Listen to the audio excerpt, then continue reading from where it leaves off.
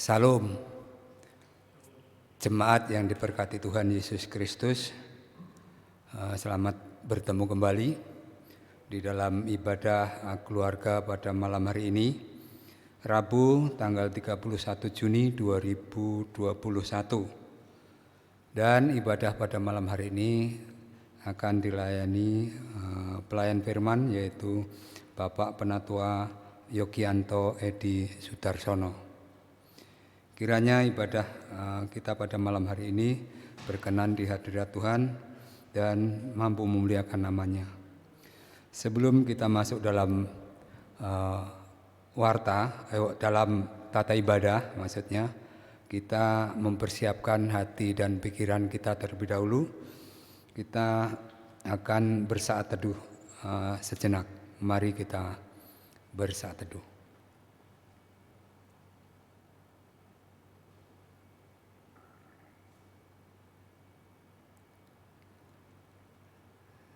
Saat teduh cukup.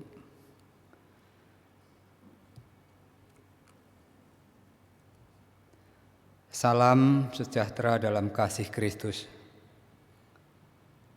Selamat menikmati persekutuan dengan Tuhan dalam ibadah keluarga di saat ini. Biarlah ibadah yang kita lakukan saat ini menjadi sebuah perayaan syukur yang memuliakan nama Tuhan dan perayaan hidup yang bermanfaat bagi sesama. Keluarga-keluarga yang diberkati Tuhan, dalam terang dan gelapnya hidup Tuhan ada. Dia senantiasa hadir dalam semua peristiwa hidup, bahkan saat kita meragukan kehadirannya. Di tengah persekutuan saat ini, mari rasakan kebaikannya, dan sekalipun ada begitu banyak hal yang terjadi dalam hidup kita, biarlah yang hilang hanya rancangan, jangan pengharapan. Oleh karena itu, dengan penuh sukacita, mari berdiri untuk menghadap Tuhan Maha Mulia dengan menaikkan pujian bagi kemuliaan-Nya.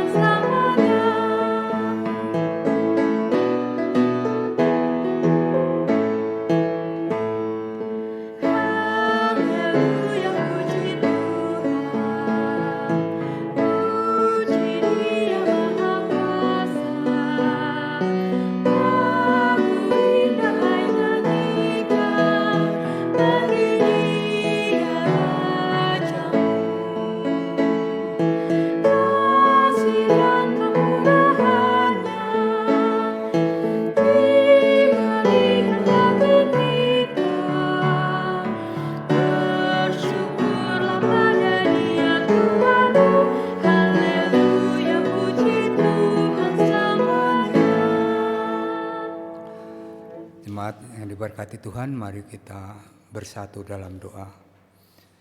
Tuhan Allah Bapa yang bertata di kerajaan surga yang penuh kasih dan maha mulia, kami mengucap syukur dan terima kasih Tuhan, di mana Tuhan sudah menyertai kami di dalam kehidupan kami masing-masing, bahkan juga pribadi lepas pribadi dan keluarga lepas keluarga.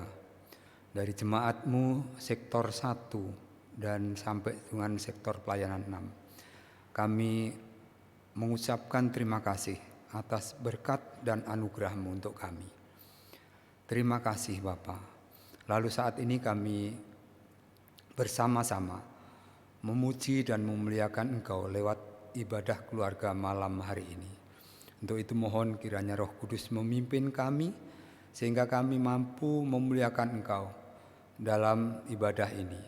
Dan juga berkati hamba-Mu Penatua Yogi atau Yogianto Edi Sudarsono yang akan membawa firman-Mu. Kiranya Tuhan Engkau urapi beliau dengan Roh Kudus-Mu, sehingga apa yang diucapkan, apa yang disampaikan seturut dengan kehendak-Mu, dan kami semua yang mendengar boleh kiranya mendapat berkat.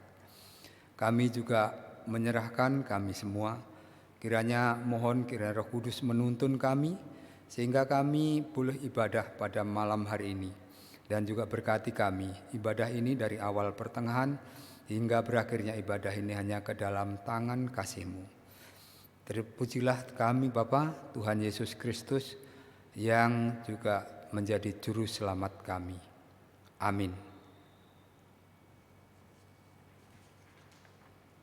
Jemaat berkati Tuhan, kita akan memuji Tuhan dengan Mazmur berbalasan, yaitu Mazmur pasal 3 ayat 4 dan ayat 5. Tetapi Engkau Tuhan adalah perisai yang melindungi aku. Engkaulah kemuliaanku dan yang mengangkat kepalaku. Dengan nyaring aku berseru kepada Tuhan, dan Ia menjawab aku dari gunungnya yang kudus. Silahkan duduk. Untuk menyambut firman Tuhan pada malam hari ini, kita akan mengangkat pujian dari Kitab Bakti 46. Tuhan Yesus sungguh sayang.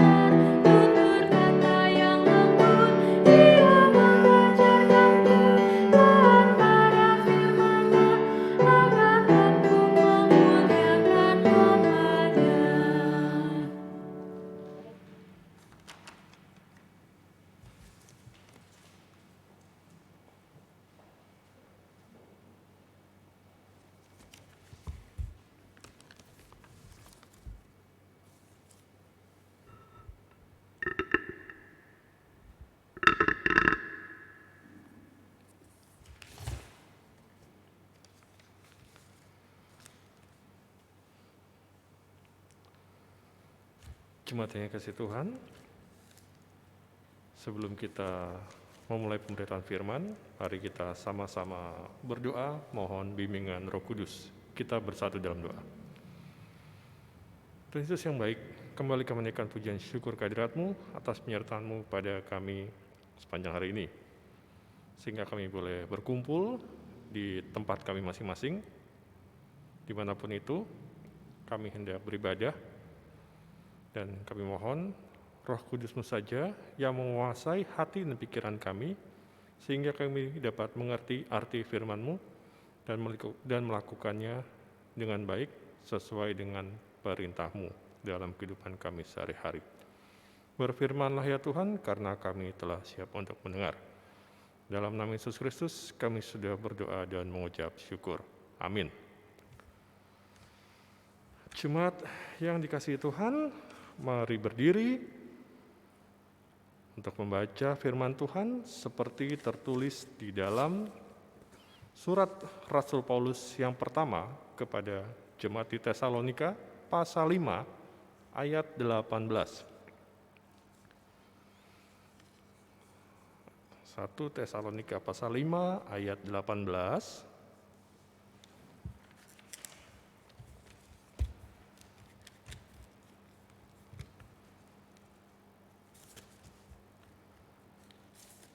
Oke. yang menyatakan mengucap syukurlah dalam segala hal, sebab itulah yang dikehendaki Allah di dalam Kristus Yesus bagi kamu. Demikianlah firman Tuhan, terpujilah Yesus Kristus, haleluya.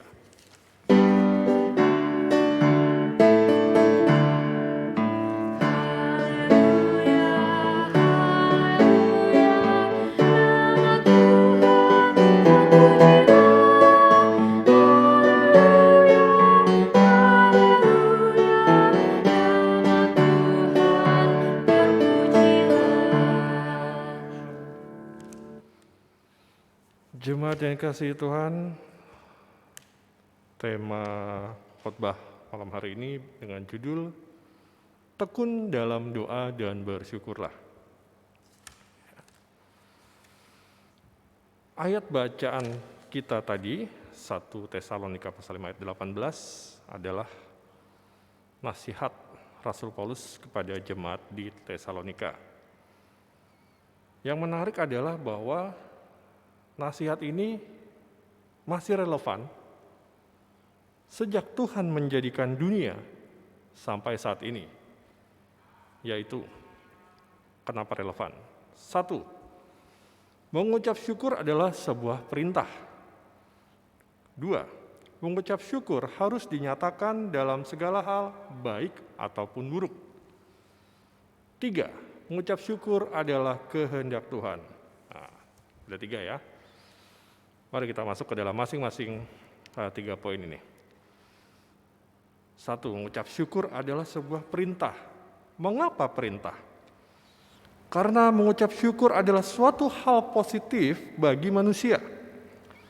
Karena Tuhan pun mengucap syukur setelah bekerja selama 6 hari menciptakan langit, bumi, dan segala isinya dengan cara beristirahat dan kemudian memberkati atau mengucapkan berkat atau mensyukuri hasil karyanya.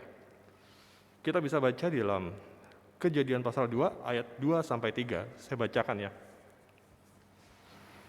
Ketika Allah pada hari ke-7 telah menyelesaikan pekerjaan yang dibuatnya itu, berhentilah ia pada hari ke-7 dari segala pekerjaan yang telah dibuatnya itu. Lalu Allah memberkati hari ke-7 itu dan menguduskannya, karena pada hari itulah ia berhenti dari segala pekerjaan penciptaan yang telah dibuatnya itu. Berikutnya, mengapa perintah? Karena Ayub sekalipun dicobai oleh iblis dengan seizin Tuhan dan kehilangan anak, istrinya kabur, anak-anaknya mati, istrinya kabur, dan kehilangan harta sekalipun, bahkan fisiknya Ayub pun luka, Ayub tetap bersyukur kepada Tuhan, karena Ayub tahu bahwa dari Tuhanlah semua yang ia miliki. Sehingga jika Tuhan mengambilnya kembali, Ayub harus tetap bersyukur dan merelakannya. Kita bisa baca dalam Ayub pasal 1 ayat 20-21. Saya kembali bacakan. Maka berdirilah Ayub lalu mengoyak jubahnya dan mencukur kepalanya, kemudian sujudlah ia dan menyembah. Katanya, dengan telanjang aku keluar dari kandungan ibuku, dengan telanjang juga aku akan kembali ke dalamnya. Tuhan yang memberi, Tuhan yang mengambil, terpujilah nama Tuhan. Mengapa perintah? Karena jika kita tidak mengucap syukur, berarti kita masih diliputi rasa cemas, khawatir, dan ketidakpastian akan apa yang akan terjadi berikutnya. What next? Deg-degan. Dengan kata lain, kita juga tidak percaya akan ajaran Yesus tentang kekhawatiran. Kita bisa baca dalam Matius pasal 6 ayat 31-34. Sekali lagi saya bacakan. Sebab itu janganlah kamu khawatir dan berkata, apakah yang akan kami makan, apakah yang akan kami minum, apakah yang akan kami pakai. Semua itu dicari bangsa-bangsa yang tidak mengenal Allah. Akan tetapi Bapamu yang di sorga tahu bahwa kamu memerlukan semuanya itu. Tetapi carilah dahulu kerajaan Allah dan kebenarannya, maka semuanya itu akan ditambahkan kepadamu. Sebab itu janganlah kamu khawatir akan hari esok, karena hari besok mempunyai kesusahannya sendiri. Kesusahan sehari cukuplah untuk sehari. Ya. Itu tadi dari bahasan dari yang pertama, yang mengucap syukur adalah sebuah perintah. Sekarang yang kedua, mengucap syukur harus dinyatakan dalam segala hal baik ataupun buruk, dalam suka maupun duka. Dalam perjanjian lama, tadi kita sudah sempat singgung, kita mengenal tokoh Ayub yang tetap mengucap syukur dalam penderitaannya. Sementara dalam perjanjian baru, Yesus adalah teladan atau panutan terbaik dalam hal bersyukur. Kita semua tahu cerita pada masa raya Paskah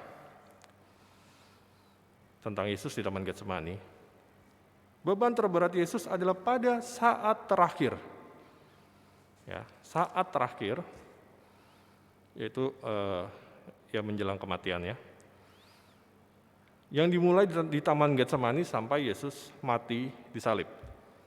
Sejarah mencatat bahwa hanya ada satu saat di mana Yesus meminta kepada Bapa di sorga sampai 3 kali, supaya rencana agungnya Tuhan atau Allah Bapa bisa dibatalkan.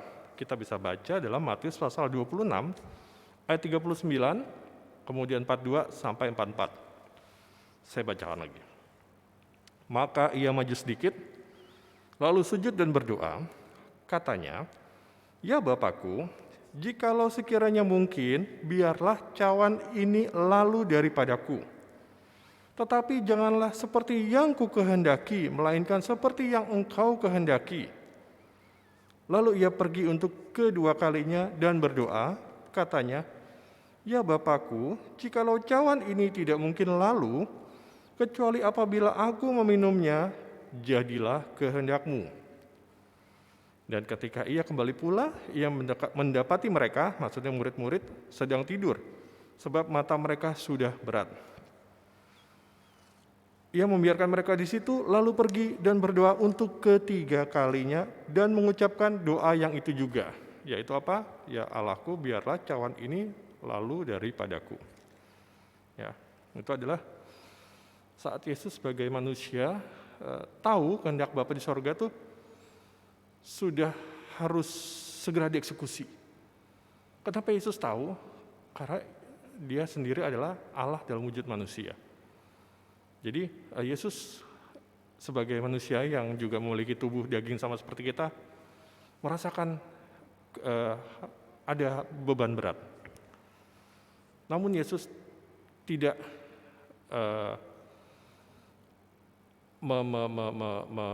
mencoba mengubah rencana agung Bapa di sorga. Kita lanjut yang ketiga dengan bahwa mengucap syukur adalah kehendak Tuhan. Manusia adalah makhluk ciptaan Tuhan yang terbaik. Catat ya, Bapak Ibu warga jemaat sekalian, yang terbaik. Mengapa?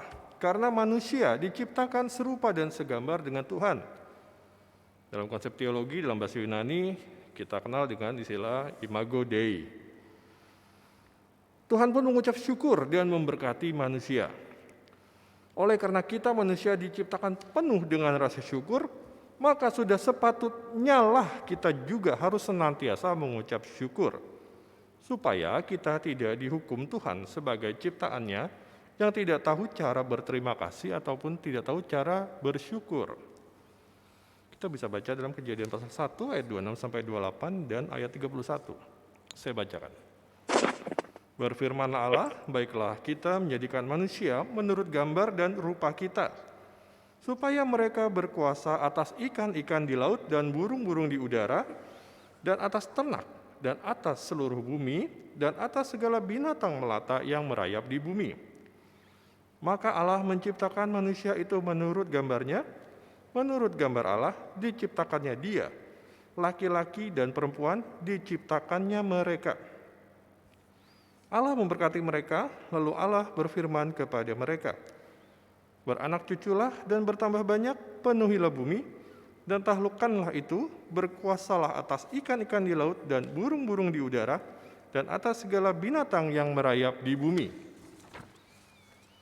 Maka Allah melihat segala yang dijadikannya itu sungguh amat baik. Jadilah petang dan jadilah pagi, itulah hari ke-6. Warga jemaat yang kasih Tuhan, berdasarkan paparan tadi, Rasul Paulus hendak mengajarkan jemaat di kota Tesalonika melalui bagian akhir suratnya yang oleh Lembaga Alkitab Indonesia diberi judul Nasihat-Nasihat, karena merupakan bagian akhir atau penutup sebelum berkat. Seperti kita ketahui bahwa jemaat Tesalonika adalah jemaat yang didirikan oleh Rasul Paulus, yang ceritanya dapat kita baca juga di dalam Alkitab, Perjanjian Baru pastinya, yaitu di Kisah Para Rasul 17, pasal 17 ayat 1-4. Paulus dan Silas mengambil jalan melalui Amfipolis dan Apolonia dan tiba di Tesalonika. Di situ ada sebuah rumah ibadat orang Yahudi atau sinagoga. Seperti biasa, Paulus masuk ke rumah ibadat itu. 3 hari Sabat berturut-turut ia membicarakan dengan mereka bagian-bagian dari kitab suci. Ia menerangkannya kepada mereka dan menunjukkan bahwa Mesias harus menderita dan bangkit dari antara orang mati. Lalu ia, Paulus, berkata, inilah Mesias, yaitu Yesus yang kuberitakan kepadamu. Beberapa orang dari mereka menjadi yakin percaya ya, sama, dan menggabungkan diri dengan Paulus dan Silas. Dan juga sejumlah besar orang Yunani yang takut kepada Allah, dan tidak sedikit perempuan-perempuan terkemuka. Jadi kalau Bapak Ibu warga jemaat sekalian nanti ada waktu baca lagi di Kisah Para Rasul pasal 17 itu, bahwa pelayanan Paulus itu ditolak nomor 1 oleh orang-orang sebangsanya, yaitu orang-orang Yahudi sendiri. Dan malah yang kemudian menerima pelayanannya Paulus atau menerima ajaran Kristus atau Injil adalah orang-orang non-Yahudi. Ya. Seperti halnya dengan jemaat-jemaat lainnya, Paulus tidak pernah menetap lama dalam satu jemaat saja, karena ia harus memberitakan Injil di tempat lainnya juga. Kelilingan kita bisa baca di Alkitab bahwa perjalanan Paulus itu dalam memberitakan Injil sampai 3 kali. Sampai Paulus akhirnya mati sebagai tahanan politik di kota Roma. Kenapa saya bilang tahanan politik? Ya karena Paulus tidak pernah berbuat tindakan kriminal seperti membunuh. Ya, kenapa dibilang politik? Karena pada saat itu dia mengajarkan suatu ajaran yang menurut penguasa Roma bisa membuat gempar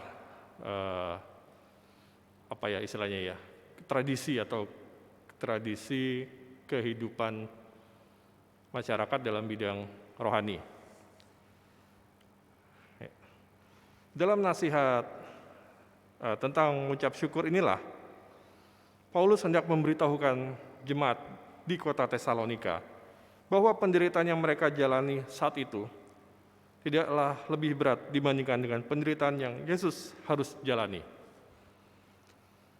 Tesalonika itu kota besar, pelabuhan, yang terletak di jalur utama dari Eropa Timur, kalau sekarang Turki, menuju Eropa Barat, Yunani. Jadi di jalur utama itu ada terletak kota Tesalonika. Itu adalah jalur strategis yang dikuasai oleh orang penguasa Romawi, dan mau nggak mau harus di-maintain jalur itu, karena yang namanya jalur strategis ibaratnya kalau di Indonesia adalah itu jalan tol utama, atau mungkin kalau kita belajar tentang sejarah, jalan pos dari Anyer ke Panarukan, yang prosesnya itu tidak mudah, proses pembangunannya. Jadi kalau pertama pembebasan tanah, ya, ganti rugi dan segala macam. Kemudian ada lagi proses pekerjaan sipil seperti cut and fill, yang gundukan dikupas, diratakan, yang berupa lembah atau jurang atau kubangan harus diratakan,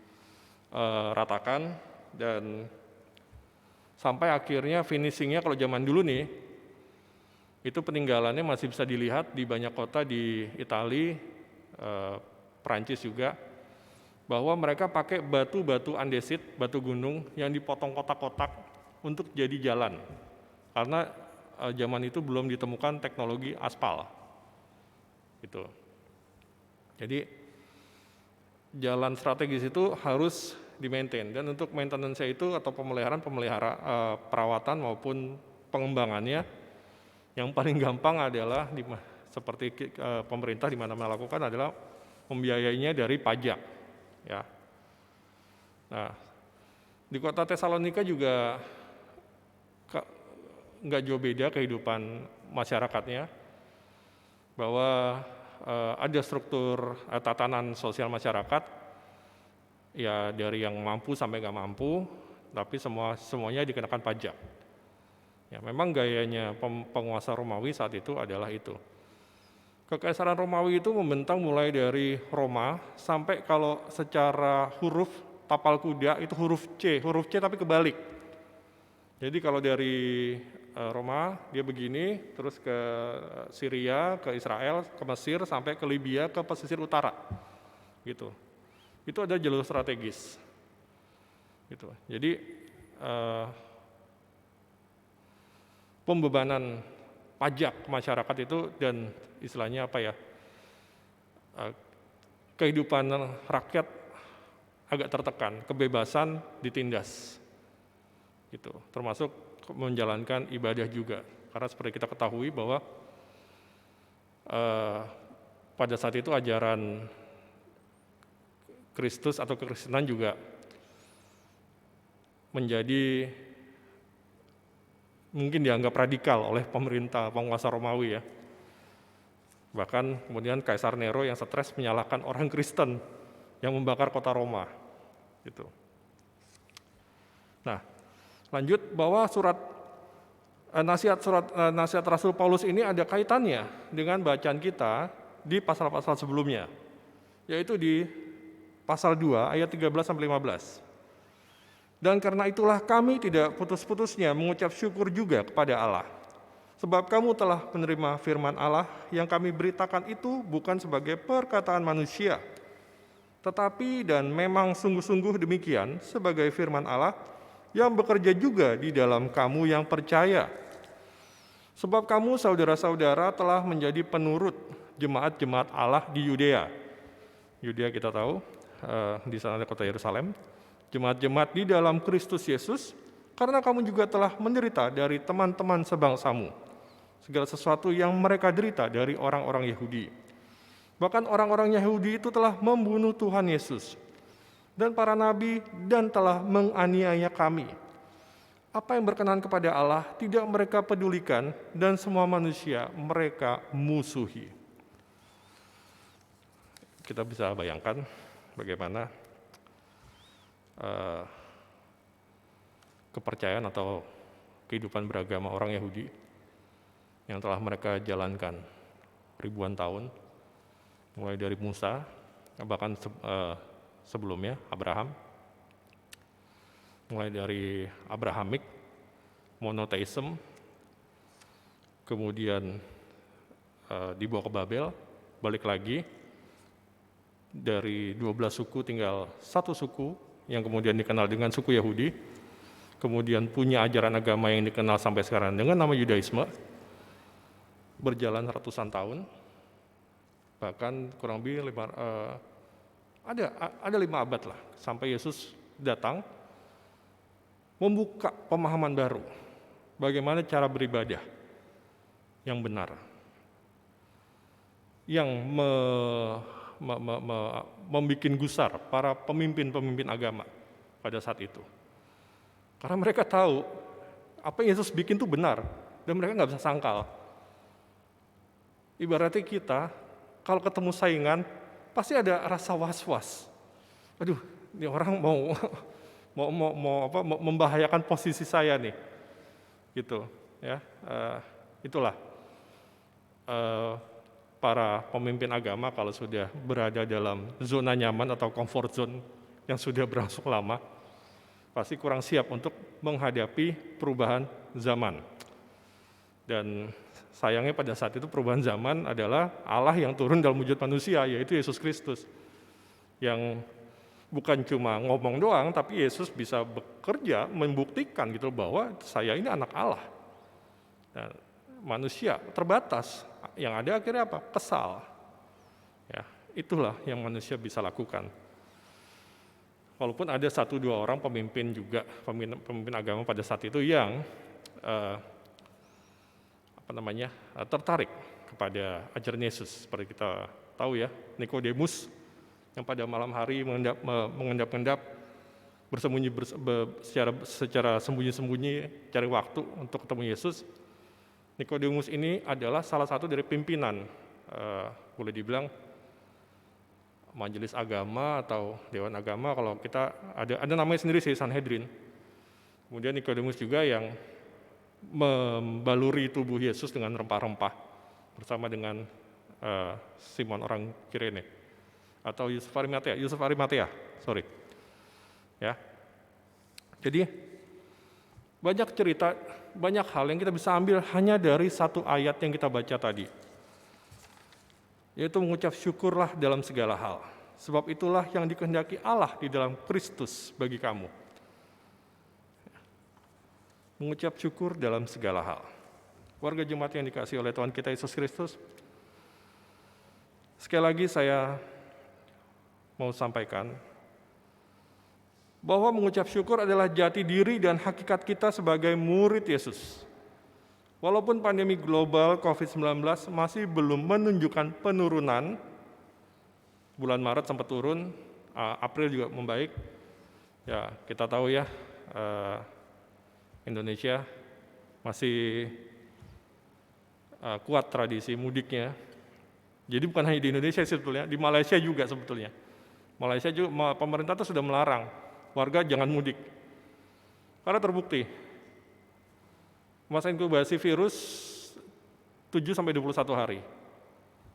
7 hari di kampung, 7 hari kemudian alias di minggu kedua itu virus mulai berinkubasi, sementara tubuh kita nih orangnya nih sudah pindah lokasi ke kota. Dan di minggu ketiga virus itu keluar menunjukkan jati dirinya. Dan kita sama-sama tahu sekarang rumah sakit penuh. Ya, itulah manusia. Itu bisa terjadi kepada kita juga. Sebagian dari kita juga masih senang sama tradisi mudik. Gitu.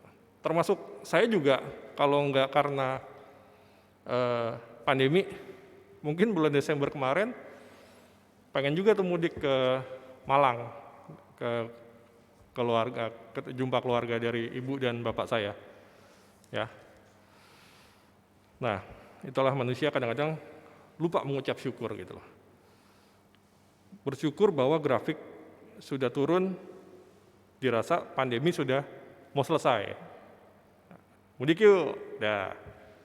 Dan apa yang dikhawatirkan pemerintah terjadi. Grafiknya naik, pasien nambah, rumah sakit enggak mampu menampung pasien. Buka tenda, bahkan gelar tikar di lorong rumah sakit maksudnya. Ya.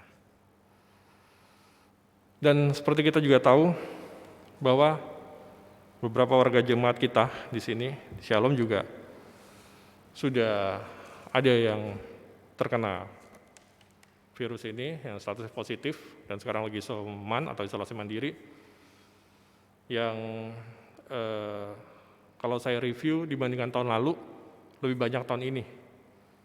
Ya mungkin karena tahun lalu masih baru, mungkin dianggap sebuah keburukan kalau sampai diketahui bahwa kita juga jadi pasien positif. Dan sekarang karena sudah setahun berlewat, sudah 1 tahun berlalu, sebagai pasien terkonfirmasi positif COVID bukan suatu hal yang baru, jadi slow but sure, warga jemaat juga tidak malu-malu gitu untuk memberitahukan bahwa saya positif gitu. Ya. Ada suatu kemajuan dalam hal keterbukaan. Dan juga bahkan ada warga jemaat yang sudah mendahului kita menghadap Bapa di sorga karena virus ini. Oleh karena itu, Bapak Ibu dan warga jemaat sekalian, marilah kita mengucap syukur senantiasa dan jangan mengeluh. Mengeluh karena apa? Mengeluh karena keadaan belum membaik setelah setahun lebih. Kenapa jangan mengeluh? Karena mengeluh tidak menghasilkan kebaikan apapun. Mengeluh adalah suatu aktivitas kontraproduktif daripada iman kita kepada Tuhan. Kontraproduktif artinya itu tidak produktif, ya berlawanan dengan produktivitas. Kenapa saya bilang kontraproduktif? Kita ini orang Kristen kan diharuskan menunjukkan iman kita kepada Tuhan. Karena iman tanpa perbuatan pada hakikatnya adalah mati. Ya, jadi iman itu harus kita lakukan gitu loh. Nah, keluhan adalah bukan bentuk daripada iman. Kalau kita mengeluh, maka pasti kita tidak akan atau kita tidak bisa mengucap syukur. Ya. Tuhan hendak melihat usaha-usaha kita atas doa-doa yang kita panjatkan. Nah, berdoa dan bekerja itu adalah salah satu perikop atau ayat yang menarik daripada surat Paulus yang kedua kepada jemaat di Tesalonika. Nanti Bapak Ibu bisa baca sendiri di rumah ya. Yesus pun tidak pernah mengajarkan murid-muridnya untuk menjadi murid yang instan. Karena mempunyai guru atau maha guru yang mampu membuat mukjizat demi kebaikan. Ya, ingat, Petrus aja tuh waktu pergi berdua sama Yesus mau beribadah ke bait suci, pada saat mereka harus memasukkan, ya boleh dibilang apa ya, ke kotak persembahan, mereka berdua nggak pegang uang, karena kita semua tahu yang pegang duit di antara grup itu adalah Yudas. Yesus suruh Petrus apa? Pergilah kamu memancing. Nanti dari ikan pertama yang kamu dapat di dalam perutnya tuh ada uang beberapa keping untuk bayar atau masukkan ke kotak di bait Allah. Gitu. Kalau kita tahu bagaimana Yesus berkuasa merubah air menjadi anggur, menyembuhkan orang lumpuh, membuat orang buta melihat, bahkan membangkitkan Lazarus dari kematian setelah 4 hari. Kita pasti kan berpikir ya, masa 2 keping aja Yesus nggak bisa? Ini Petrus, gitu. Enggak. Ya. Itu yang menarik daripada ajaran Yesus. Semakin hari dalam saat teduh saya membaca bahwa ajaran Yesus ini nggak heran kalau pada saatnya, pada zamannya, itu Yesus mendapatkan banyak pertentangan. Karena apa? Jujur, perlu extra effort buat kita mencerna ajaran itu. Ya. Banyak perumpamaan Yesus pakai. Bahkan murid-muridnya juga yang sudah sekian lama, day by day, all the time, bersama-sama itu masih sering bertanya-tanya, apa yang kau maksudkan dengan itu guru? Ya, Yesus juga sampai kadang-kadang mesti jelasin ekstra, ngasih pengertian ekstra. Ya, gitu. Nah, makanya kita tuh benar-benar harus berusaha semaksimal mungkin di waktu yang ada ini untuk menambah wawasan kita tentang ajaran Yesus. Supaya kita tahu apa yang kita harus perbuat. Karena kalau kita mengaku sebagai murid dan hamba atau anak, itu kita nggak boleh melenceng jauh daripada guru kita, daripada orang tua kita. Dalam hal ini adalah Yesus. Ya. Nah, masing-masing kita sudah memiliki Roh Kudus, sama seperti dengan ke-12 rasul yang telah menerima Roh Kudus pada hari Pentakosta. Kemudian kita bisa baca bahwa rasul-rasul juga melakukan kebaikan, mukjizat, penyembuhan, mengajar banyak orang, meyakinkan orang banyak, memberi diri orang banyak kemudian dibaptis, menjadi pengikut Yesus. Yang disitulah kita kenal dengan sejarah dimulainya kekristenan atau jemaat mula-mula. Banyak hal yang kita bisa lakukan sebagai agen-agen perubahan yang mampu membuat hal-hal positif seperti kebaikan dan keteladanan melalui karya-karya atau output kita. Maka orang-orang di sekitar kita pun akan merasakan energi positif. Catat ya warga jemaat sekalian, Bapak Ibu, energi positif yang harus kita keluarkan, bukan energi negatif. Kita semua tahu kan, kalau mungkin dalam surat Paulus, energi positif adalah buah roh. Sedangkan energi negatif adalah kemauan daging, keinginan dunia. Itu semua kita harus hasilkan. Karena hidup kita yang selalu bersyukur atas berkat dan karunia Tuhan sampai saat ini. Jadi mari kita tunjukkan mulai sekarang bahwa hidup kita penuh dengan rasa syukur. Kita senantiasa berdoa, kita senantiasa mengusahakan hal yang baik. Karena apa? Karena pertama Tuhan sudah memberikan kebaikan. Dan untuk dapat menyampaikan rasa syukur kita kepada Tuhan, Sang Pencipta, itu hanya melalui Yesus.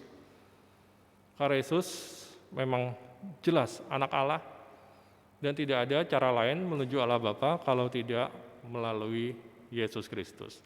Dan melalui Yesus Kristus pula lah kita diajarkan cara bersyukur yang seharusnya sesuai dengan kehendak Allah. Demikianlah firman Tuhan dan renungannya. Selamat bersyukur di dalam nama Tuhan Yesus. Haleluya. Amin.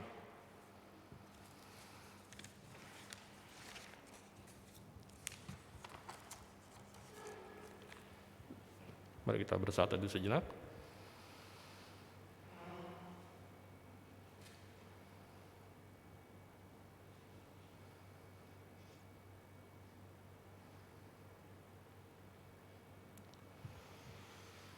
Kita naikkan jawaban jemaat dari Kidung Jemaat nomor 290, bait 1 dan 4. Takkah patutku bernyanyi?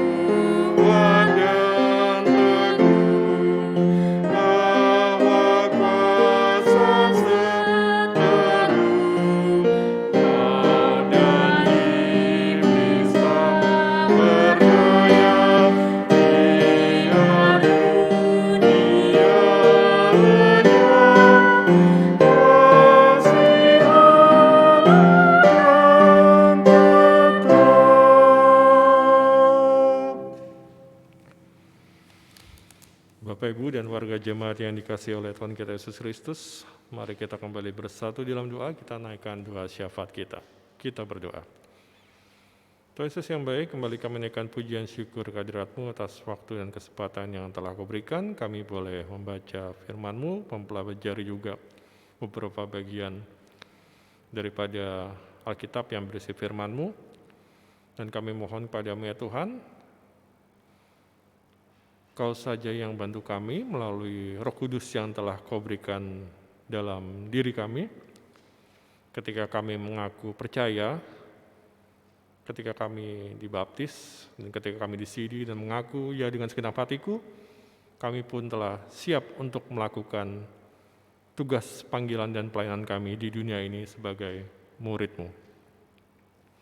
Tuhan Yesus, kami mau berdoa pada kesempatan ini, pertama-tama untuk kondisi dunia dengan segala macam pergumulannya, terutama pandemi global COVID-19, dengan munculnya varian-varian baru di beberapa wilayah, yang varian tersebut terus bermutasi, lebih hebat lagi daripada varian pertama yang ditemukan. Ya Tuhan, ingatkan kami ya Tuhan bahwa Engkau tidak pernah berjanji untuk memberikan kami tidak ada masalah, tapi Engkau berjanji untuk memberikan kami jalan keluar setiap kali kami menemui masalah. Dan kami tahu ya Tuhan, bahwa perjalanan hidup kami penuh dengan penyertaan-Mu. Terlalu banyak ucapan syukur yang sekiranya harus kami tuliskan dalam 1 kali 24 jam setiap hari yang telah kami lewati. Ya Tuhan, ingatkan kami bahwa hidup ini harus kami isi dengan penuh rasa syukur, dengan cara melakukan perintah-Mu, kehendak-Mu, taat kepada peraturan yang dikeluarkan oleh pemerintah ataupun penguasa di mana kami tinggal atau berdomisili di wilayah pemerintahan itu.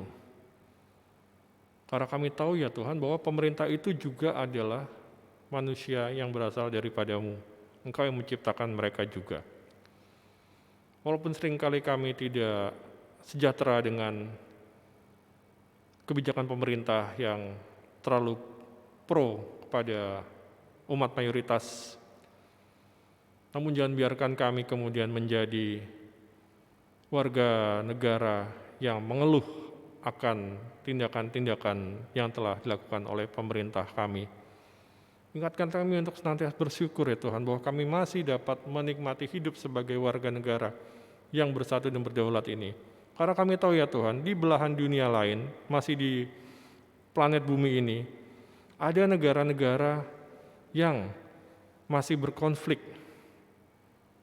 Bahkan di Israel sekalipun ya Tuhan, mereka masih berkonflik dengan negara tetangganya, ataupun dengan organisasi-organisasi radikal yang mengganggu kedaulatan umat-Mu. Ya Tuhan Yesus, masih panjang proses perdamaian di dunia ini. Oleh karena itu kami mohon ya Tuhan, mulai dari diri kami sendiri, jadikanlah kami agen perubahan yang mampu menciptakan damai sejahtera. Dimulai dari keluarga kami, ke lingkungan, ke tempat kerja kami, ke gereja di mana kami berjemaat, dalam pelayanan kami, kapanpun dan dimanapun. Pada saat ini kami juga mau mengucap syukur atas semua kebaikan yang telah Kau berikan pada jemaat ini. Apabila ada berita duka cita yang harus kami dengar,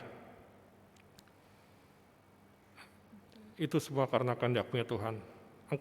Engkaulah pemilik kehidupan, Engkau yang memberi, Engkau yang mengambil. Kami mau berdoa untuk keluarga yang sedang berduka. Engkaulah penghibur sejati yang akan menemani mereka dan memberikan mereka jalan keluar dalam menghadapi atau menjalani rencana-rencana mereka. khususnya untuk keluarga almarhum Demur Manao yang telah kau panggil tadi malam, sertai proses selanjutnya. Juga untuk keluarga adik kami, yaitu keluarga Nova Katuuk, di mana kau telah panggil pulang juga anaknya yang baru lahir. Kasih setiamu beserta dengan keluarga tersebut ya Tuhan, yang juga saat ini menjalani isolasi mandiri. Untuk keluarga-keluarga daripada warga jemaat Shalom yang juga menjalani isolasi mandiri karena terpapar COVID-19, kiranya kau tetap jaga mereka, jauhkan dari hal-hal yang tidak kami inginkan bersama. Ingatkan kami semua ya Tuhan, untuk saling mendukung. Nomor 1 dalam doa, dan nomor 2 adalah menjalankan instruksi daripada pemerintah. Melakukan tindakan preventif untuk diri kami sendiri. Ya Tuhan, banyak doa-doa kami yang tidak dapat kami sampaikan pada saat ini. Engkau yang menelik hati kami ya Tuhan dalam saat-saat teduh kami. Engkau yang akan melawat bangsa dan negara ini ya Tuhan. Engkau yang akan melawat jemaat-jemaat yang ada di negara Indonesia ini ya Tuhan. Kasihanilah kami semua ya Tuhan. Inilah doa dan permohonan kami yang jauh daripada sempurna, yang kami panjatkan hanya di dalam nama Yesus Kristus yang telah mengajar kami berdoa bersama-sama. Bapa kami yang dalam surga, dikuduskanlah namamu, datanglah kerajaanmu, jadilah kehendak-Mu di bumi seperti surga. Berikanlah kami pada hari ini makanan kami secukupnya, dan ampunilah kami akan kesalahan kami, seperti kami juga mengampuni orang yang bersalah pada kami. Dan janganlah membawa kami ke dalam pencobaan, tetapi lepaskanlah kami daripada yang jahat.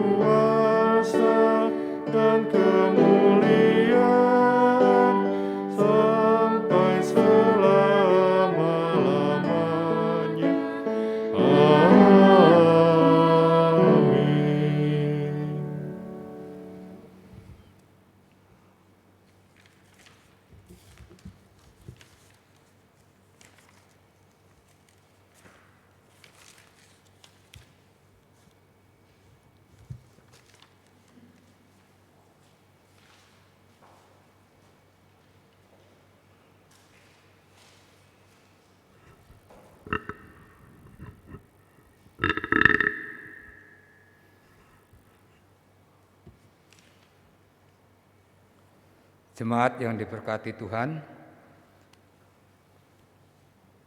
marilah kita memberi persembahan kepada Tuhan dengan mengingat nas Alkitab dari 2 Korintus pasal 8 ayat 7 yang mengatakan, "Maka sekarang sama seperti kamu kaya dalam segala sesuatu, dalam iman, dalam perkataan, dalam pengetahuan, dalam kesungguhan untuk membantu, dan dalam kasih-Mu terhadap kami. Demikianlah juga hendaknya kamu kaya dalam pelayanan kasih." Tuhan memberkati saudara dan persembahan saudara.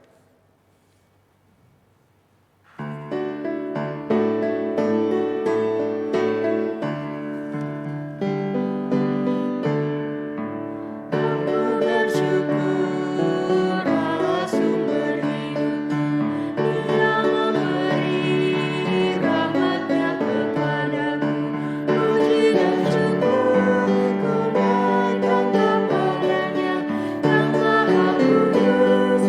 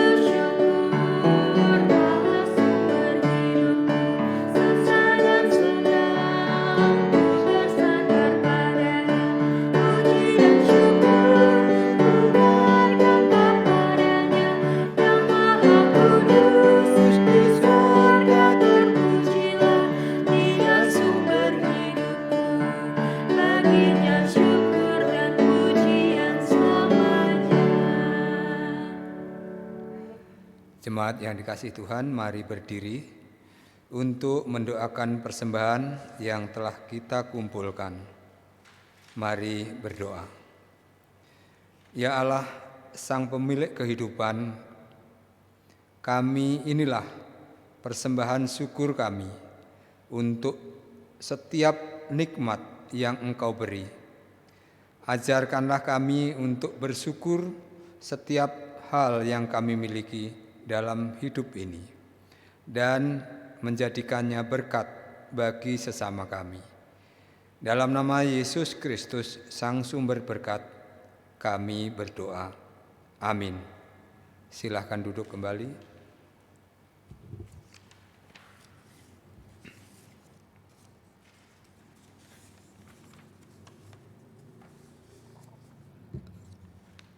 Warta sektor Perjamuan Kudus.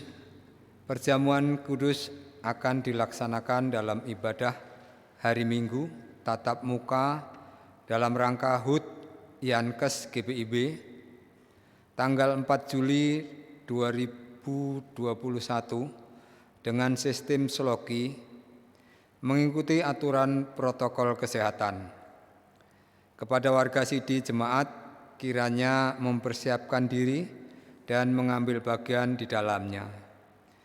Bagi warga Sidi Jemaat yang memerlukan pelayanan perjamuan kudus di rumah atau rumah sakit, mohon menghubungi majelis jemaat terdekat atau kantor sekretariat majelis jemaat GPIB pada setiap hari dan jam kerja sampai tanggal 3 Juli. Demikian untuk mendapat perhatian dari segenap warga Sidi Jemaat. Sidang Majelis Jemaat GPIB Shalom Triwulan 1 bulan April sampai dengan Juni tahun anggaran 2021-2022 rencananya akan diadakan pada hari Minggu 4 Juli 2021 diundur menjadi hari Minggu tanggal 11 Juli 2021 pukul 13 bertempat di Gedung Gereja GPIB Shalom. Disampaikan kepada segenap pengurus ke-6 Pelkat dan komisi-komisi untuk segera menyerahkan laporan kegiatan pada akhir triwulan 1 paling lambat pada tanggal 6 Juli 2021 ke kantor sekretariat untuk diproses lebih lanjut. Berita duka cita. Yang pertama, telah dimuliakan Bapa di surga, Bapak Kristinus Hutauruk, warga jemaat sektor pelayanan 6, pada hari Minggu tanggal 27 Juni 2021 di RSAL Mintoharjo. Yang kedua, telah dimuliakan Bapa di surga adik terkasih dari Saudara Austin Hitipiu, warga jemaat sektor pelayanan 4, yang bernama Putri Jenesa Hitipiu di Ambon. Yang ketiga, telah dimuliakan Bapa di surga Bapak Demur Manau, warga jemaat sektor pelayanan 1, pada hari Selasa 29 Juni 2021 di rumah kediaman. Ibadah pelepasan dan pemakaman akan dilaksanakan pada hari Kamis 1 Juli pukul 9 dari rumah duka Harapan Kita langsung menuju TPU Petamburan, Jakarta Barat. Majelis dan seluruh warga jemaat GPIB Shalom menyampaikan turut berduka cita. Tuhan Yesus Kristus sumber hidup kiranya memberikan kekuatan dan penghiburan kepada keluarga-keluarga yang ditinggalkan. Demikian warta sektor. Tuhan memberkati kita. Terima kasih.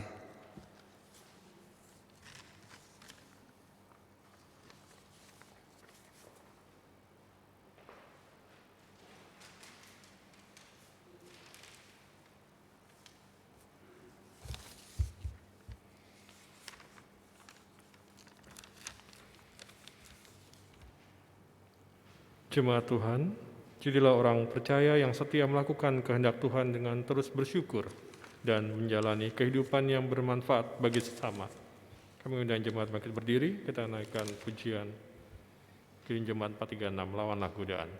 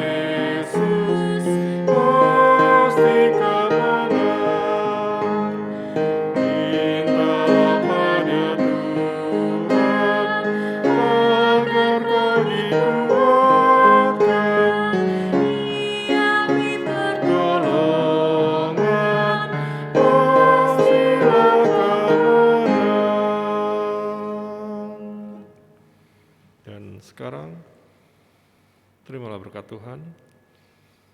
Jemaat yang kasih Tuhan, arahkan hati dan pikiranmu kepada Tuhan, serta terimalah berkat-Nya. Tuhan memberkati engkau dan melindungi engkau. Tuhan menyinari engkau dengan wajah-Nya dan memberi engkau kasih karunia. Tuhan menghadapkan wajah-Nya kepadamu dan memberi engkau damai sejahtera. Dan kasih karunia Tuhan Yesus Kristus dan kasih Allah dan persekutuan Roh Kudus menyertai kamu sekalian.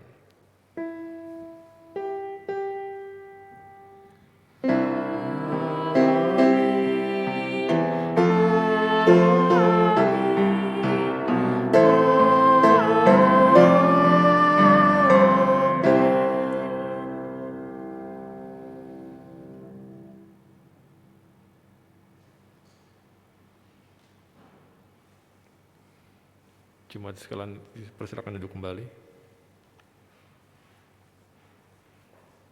Makasih Pak Yogi, makasih Pak Wagito. Makasih Pak Yogi. Makasih Pak Yogi, Pak Wagito, makasih Pak Yogi semuanya. Selamat malam semua. Di sini Selamat monitornya sedang tidak berfungsi, jadi saya nggak bisa lihat warga jemaatnya yang hadir aja. Makasih semua warga Bapak Ibu dan warga jemaat yang kasih Tuhan kita Yesus Kristus. Tetap di rumah. Sekarang bukan 5M lagi tapi 6M ya. Terima kasih. Pamit. Dah. Kasih. Out. Pamit ya. The group.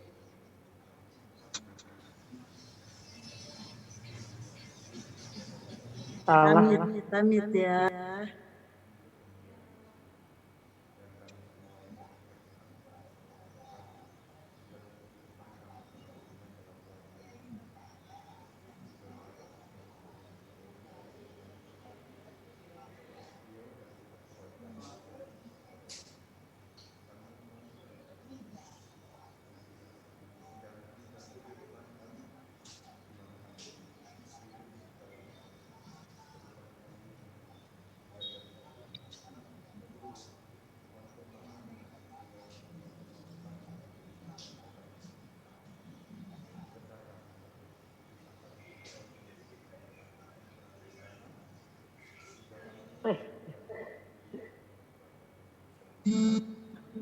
muka gue.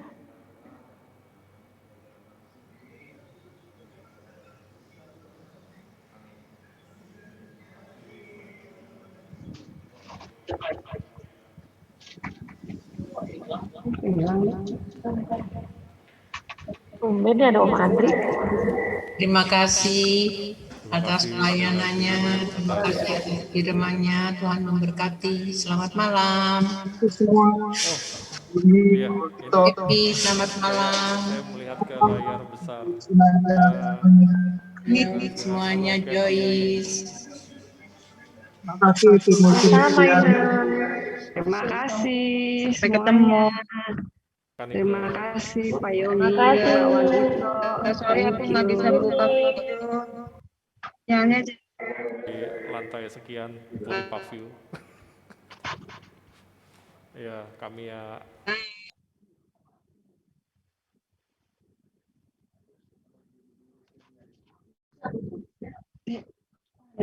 Nongol di sini deh dulu tadi.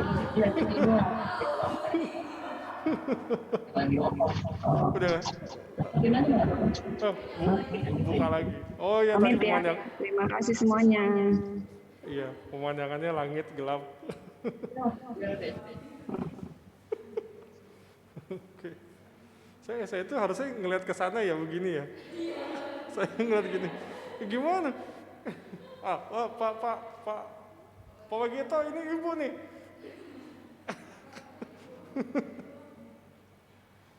Nah, ya. Oke.